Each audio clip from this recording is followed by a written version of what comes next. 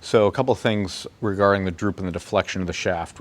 So the deflection of the shaft is when the shaft is going forward relative to the grip, and then the droop would be the toe downness. So the more stable, the less of those two directions we can move, the more energy transfers to the golf club. So if you see here at impact, the droop is how many millimeters is this shaft ahead of the yellow line and how much it's drooping down from the yellow line. So so looking at the data here, I'm just going to pull up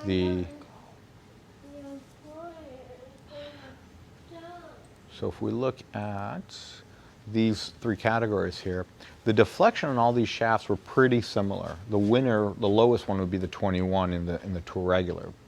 However, that one was deflecting face forward much more than the other one. So for me, for a fitting, I like to see under 10 and then as low as possible, usually under 20. So the leader in this clubhouse, not even close, is the TGI shaft.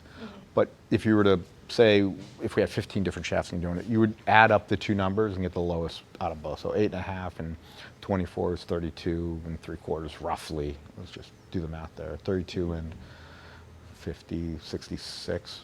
So then nothing else really gets close to that. This is 32 and 40. Yeah, so these two are pretty close. I would be okay with either one of them, but the lower the deflection, really, I like that one a lot. Okay. Looking at the rest of the data here, we always want close to 0 shaft kick on either side of the equation. That's fine. The lie angle on these clubs, I set it at 2 degrees flat, and they were about 2 to 3 degrees too far toe down. So the less droop you have, the flatter the lie angle needs to be. Because if you have more droop, that's going to flatten the club for you. Yeah. So that's why I always start with the flatter head. That way we can always move up. But in essence, the groupings here were very nice for the most part. The club head speed on all of them are pretty much the same. The low point on the TGI was the furthest, well, the tour reg was the furthest forward, but they were all comparable. Closure rates on these shafts were comparable. There, right there. Spin loft was all comparable. I mean, you're a good player. You should have comparable numbers on all that stuff, regardless of what shaft you have. Yeah, you're a good player. I said that. You can smile. I felt that smile from a mile away. Any questions right now on this? No. Make sense? Yes. All right. So what I'd like to do next is, and then looking at the ball data, which complements all of this. When we compare this, we said here that the TGI was the best one, right? And then looking here, we can see the TGI and the PGI were very, very close. And those were the two that we were really looking at. The carry with the PGI was the furthest. The spin was comparable. I'm not going to argue about 80 RPMs.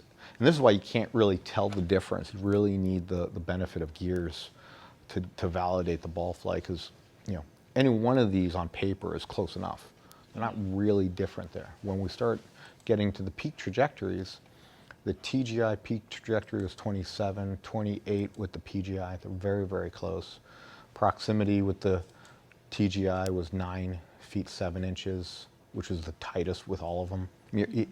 So we're just getting that dispersion even closer and closer. So nice job. I really, really like it. Thank you. Thank you. The descent angle is 43, which is nice. The descent angle at 43 with the peak height.